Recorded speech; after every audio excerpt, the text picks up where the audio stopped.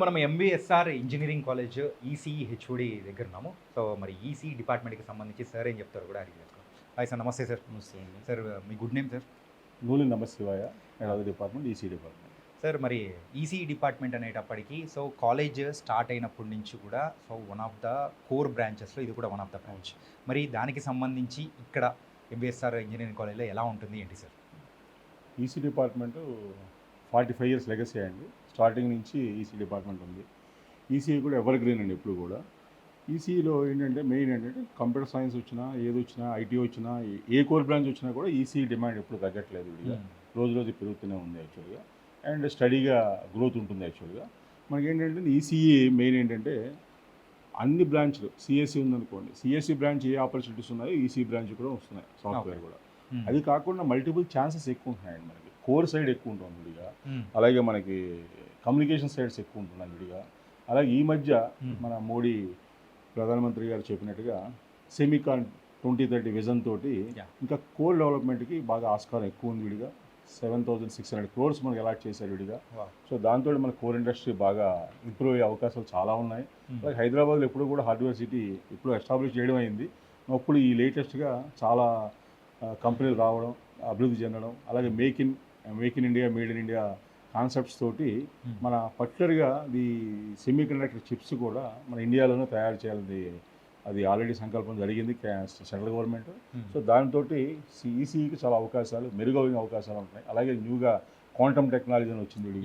So quantum technology మీద కూడా మనకి చాలా అవకాశాలు మెరుగుపడుతున్నాయి. అలాగే మనకి ఏంటంటే మనం హ్యాపీ టు ఇన్ఫార్మ్ దట్ మనకి ఈసీఈలో కూడా మేము minor degree in quantum technology start చేసామండి. అంటే రీసెంట్గానే అంటే క్వాంటమ్ టెక్నాలజీకి సంబంధించి ఇంట్రడ్యూస్ అయ్యి బూమ్ అవుతుంది. మరి దానికి సంబంధించి కూడా ఉందా? దాని గురించి కూడా ఇప్పుడు మనం మైనర్ డిగ్రీ స్టార్ట్ చేసాం. కొన్ని చోట్ల ఫ్యూచర్లో కూడా మనం మేజర్ డిగ్రీ స్టార్ట్ చేద్దాం ఆలోచనలో ఉన్నాం. అలాగే మనకి ప్రజెంట్ ఈసీ డిపార్ట్మెంట్ 6 sections తోటి రన్ చేస్తున్నామండి.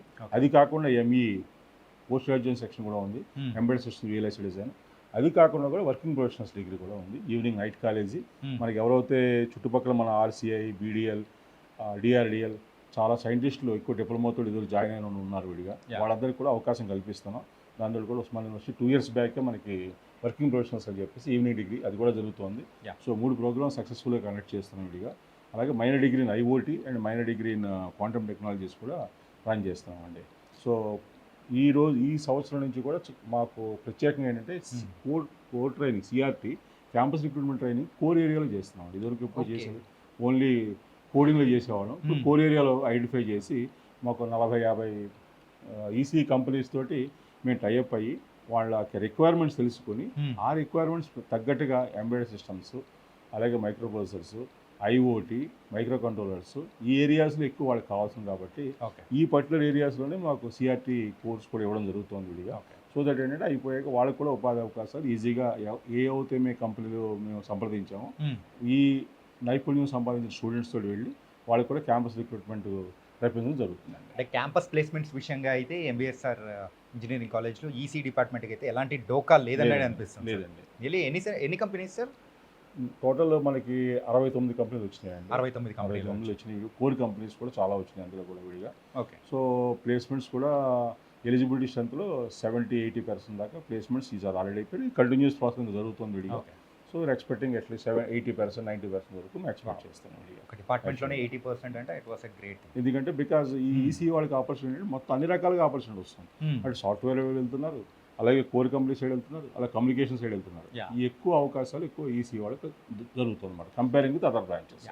ఎంబీఎస్ఆర్ ఇంజనీరింగ్ కాలేజ్ అనేటప్పటికి ఇట్స్ అటానమస్ కాలేజ్. మరి అటానమస్ కాలేజ్ అయ్యేటప్పటికి మరి ఎంతమంది సీట్స్ కానీ ఎంతమంది పిల్లల్ని ఎవ్రీ ఇయర్ అనేది కూడా ఇంటేక్ తీసుకుంటున్నారు సార్? ఈ రోజు వరకు ఎప్పుడు కూడా మాకు ఈసీ సీట్లు మిగడం జరగలేదండి. ఓకే. ఎప్పుడు కూడా ఫుల్ అవుతున్నాయి సీట్స్. లాస్ట్ ఇయర్ కొత్త సెక్షన్, ఎక్స్ట్రా సెక్షన్ వచ్చింది విడిగా. అంతకుముందు 3 sections ఉండేవి. ఇప్పుడు ఈ రోజు కూడా వరకు కూడా ఎప్పుడు కూడా ఎంఈసీ సీట్స్ అది మిగడం జరగలేదండి. ఎప్పుడు జరుగుతుంది. అలాగే మన సెకండ్ ఇయర్ వచ్చేటప్పుడు లేటర్ ఇంటర్ సీట్స్ కూడా 12 చొప్పున ప్రతి సెక్షన్ పెరుగుతున్నాయి. అది కూడా ఎప్పుడు నిండుతున్నాయండి. ప్రాబ్లం ప్లేస్మెంట్స్ పరంగా అయినా కానీ అండ్ అలాగే కాలేజ్ ఫెసిలిటీస్ పరంగా అయినా కానీ ఎవ్రీథింగ్ ఇట్స్ అంటే ఎంబీఎస్ఆర్ కాలేజ్ ఇంజనీరింగ్ కాలేజ్లో మీరు ఉందంటున్నారు. కాకపోతే ఈసీ డిపార్ట్మెంట్ విషయానికి వచ్చేటప్పటికి ఖచ్చితంగా థియరిటికల్ ఎంత బాగుంటుందో ప్రాక్టికల్ నాలెడ్జ్ ఇవ్వడం కూడా అంతే ఇంపార్టెంట్. మళ్ళీ ల్యాబొరేటరీస్ వైజ్ కానీ ఎలా ఉంటుంది ఏంటి సార్?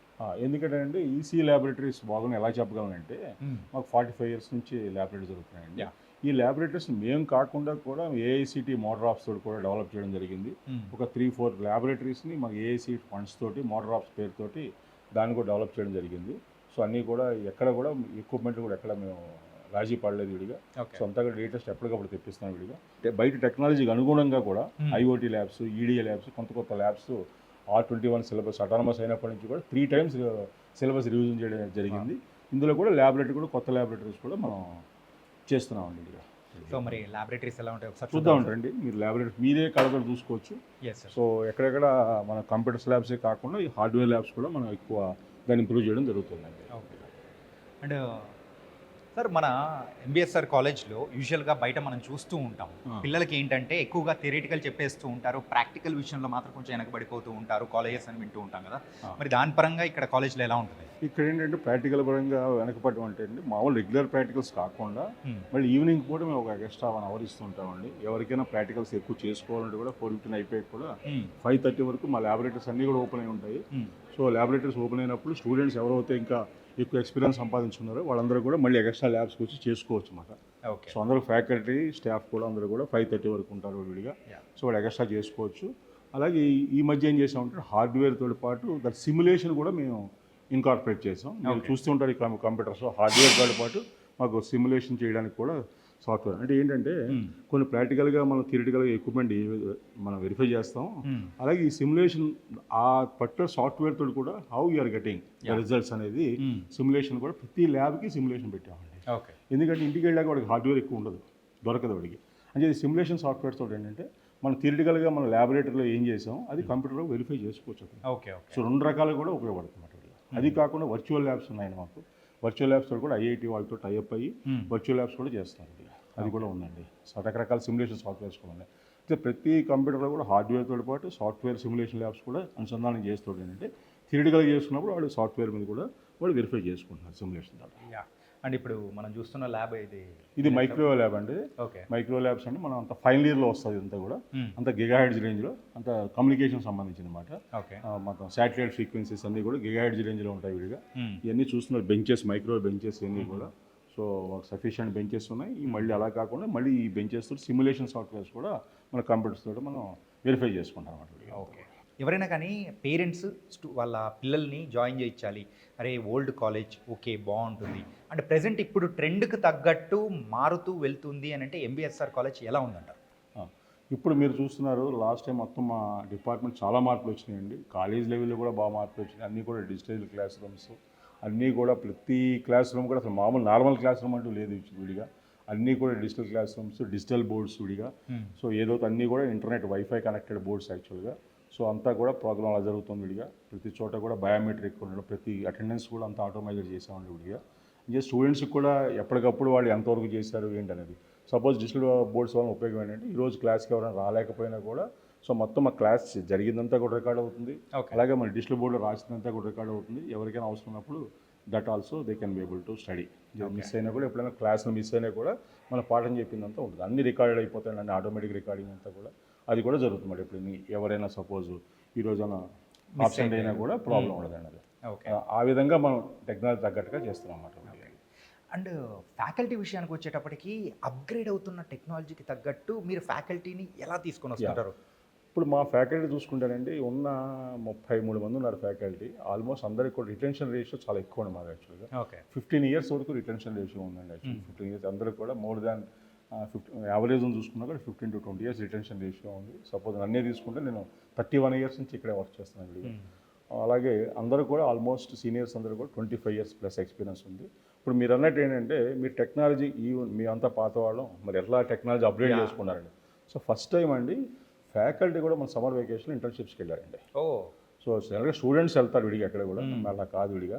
ఫ్యాకల్టీ కూడా ఎవ్రీ ఫ్యాకల్టీ మినిమం 2 weeks ప్రతి ఇండస్ట్రీస్కి, ఎలక్ట్రానిక్ ఇండస్ట్రీలోకి వెళ్ళి ఇంటర్న్షిప్ చేయడం జరిగింది.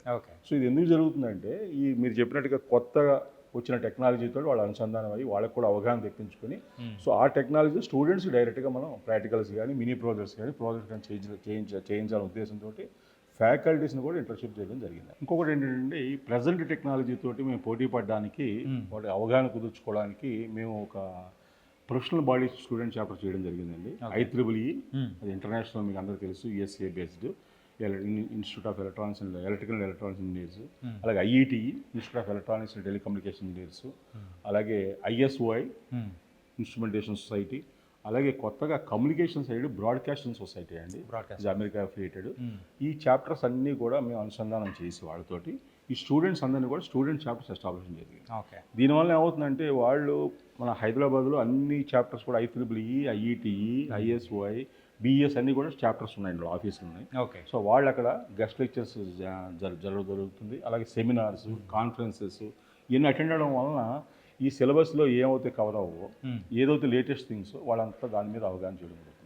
మాకేంటంటే మా ప్రత్యేకత ఏంటంటే ఏ కాలేజీలో లేకుండా మాకు 3 చాప్టర్స్ ఉన్నాయండి, 4 చాప్టర్స్ ఉన్నాయి స్టూడెంట్ చాప్టర్స్. IEEE చాప్టర్ ఉంది, ఐఈటీ స్టూడెంట్ చాప్టర్ ఉంది, ఐఎస్ఓఐ చాప్టర్ ఉంది. మొట్టమొదటిగా దేశం మొత్తానికి ఫస్ట్ కాలేజ్ అండి బ్రాడ్కాస్టింగ్ సొసైటీ. బ్రాడ్కాస్టింగ్ సొసైటీ అంటే మన communication side, electronics and communication, దాన్ని కూడా ఎస్టాబ్లిష్ చేయడం జరిగింది. మొన్న రీసెంట్గానే ఒక 1 డే సెమినార్ కూడా చేయడం జరిగింది. వాళ్ళంతా ప్రెసిడెంట్ వాళ్ళంతా ఢిల్లీ నుంచి రావడం, దూరదర్శన్, ఆల్ ఇండియా రేడియో నుంచి స్పీకర్స్ రావడం, ఆ కాన్ఫరెన్స్ చేయడం జరిగింది. సో దీనివల్ల ఏంటంటే స్టూడెంట్స్కి చాలా ఉపయోగకరంగా ఉంది. ఎందుకంటే మేము చెప్పేది ఎకడమిక్గా చెప్తాం విడిగా. ఈ కాన్ఫరెన్స్ ఈ స్టూడెంట్ చాప్టర్ వల్ల ఇండస్ట్రీ పర్సన్స్ వాళ్ళు వచ్చి చెప్తూ ఉంటారు విడిగా. సో వాళ్ళ ఇండస్ట్రీలో ప్రజెంట్ ఏం జరుగుతుంది, ఏ టెక్నాలజీ జరుగుతుంది అనేది దాని మీద అవగాహన ఎక్కువ ఏర్పడుతుంది. మేము థియరిటికల్గా మేము చెప్పగలం కానీ ప్రాక్టికల్గా మేము అంత అవగాహన ఉండదు కాబట్టి సో వాళ్ళతో చెప్పించడం జరుగుతుంది ఈ ప్రొఫెషనల్ బాడీ వాళ్ళని విడిగా. వాళ్ళందరూ కూడా హైదరాబాద్లో రకరకాల ప్రోగ్రామ్స్ జరుగుతుంది. ఈ మెంబర్స్ అందరూ కూడా వాళ్ళంతా ఫ్రీగా అటెండ్ అవ్వచ్చు ఆ ప్రోగ్రామ్స్ కూడా. దానివల్ల కూడా లేటెస్ట్ థింగ్స్ మీద వాళ్ళకి అవగాహన ఏర్పడుతుంది.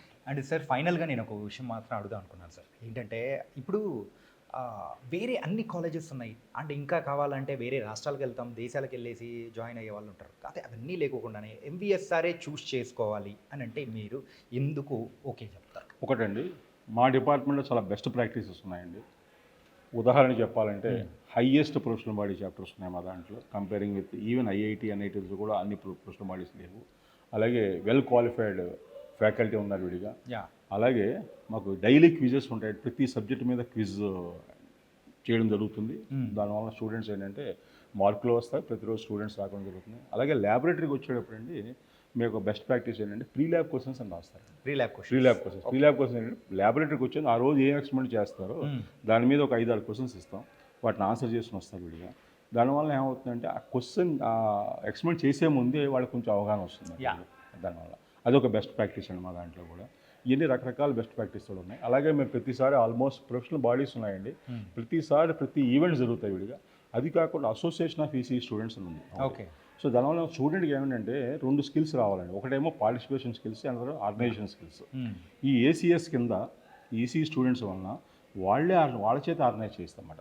ఏమైనా టెక్నికల్ కాంపిటీషన్స్ కానీ, క్విజెస్ కానీ, గ్రూప్ డిస్కషన్స్ కానీ, అలాగే ఈ రకరకాల టెక్నికల్ యాక్టివిటీస్ వాళ్ళ చేతే ఏర్పాటు చేసి వాళ్ళే ఆర్గనైజ్ చేస్తారన్నమాట. దీనివల్ల ఏమవుతుందంటే లీడర్షిప్ క్వాలిటీస్ ఉంటాయి, ఆర్గనైజేషన్స్, పార్టిసిపేషన్ 2 స్కిల్స్ కూడా ఏర్పడతాయి. ప్రతి వారం కూడా 2 పీరియడ్లు ఏర్పాటు చేయడం జరుగుతుంది. వాళ్ళకి ఆ రోజు క్లాస్ వర్క్ లేనప్పుడు ఆ 2 పీరియడ్ కూడా ఏర్పాటు చేసి వాళ్ళంతా వాళ్ళే కండక్ట్ చేయడం వాళ్ళే, అదే మిగతా స్టూడెంట్స్ కూడా పార్టిసిపేట్ చేస్తారు. దీనివల్ల ఏంటంటే కొంచెం వాళ్ళకి స్టేజ్ ఫియర్ పోవడం కానీ, అలాగే ఆర్గనైజేషన్ స్కిల్స్ రావడం కానీ జరుగుతుందండి. అదొక ప్రత్యేకత ఉంది మన దాంట్లో. It was nice sir. ఏంటంటే ఇప్పుడు రాబోతున్న ఎడ్యుకేషన్ ఇయర్లో సో ఎందుకు MVSR చూస్ చేసుకోవాలి అని అంటే మాత్రం మీరు చెప్పిన ఎక్స్ప్లెనేషన్ చాలా చక్కగా ఉపయోగపడుతుంది. అంటే thank you so much sir. EC department గురించి చాలా చక్కగా చెప్పారు.